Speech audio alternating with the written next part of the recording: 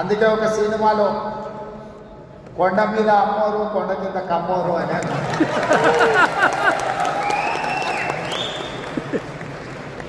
నేను మామూలుగా మా మిత్రులతో అంటుంటా, కమ్మాస్ ఎక్కడున్నారో మనం గుర్తుపట్టాలంటే పెద్ద రీసెర్చ్ చేయాల్సిన అవసరం లేదు.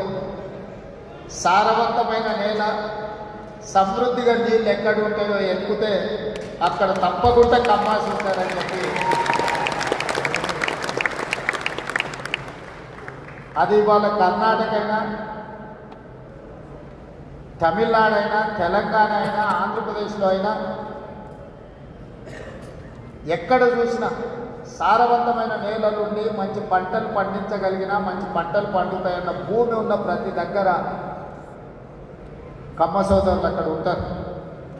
వాళ్ళ ఆలోచన ఎప్పుడు కష్టపడాలి, పంటలు పండించాలి, 10 మందికి ఉపయోగపడాలి, 10 మందిని ఆదుకునే ఆలోచన చెయ్యాలి అనేది ఆ సామాజిక వర్గ నేపథ్యం.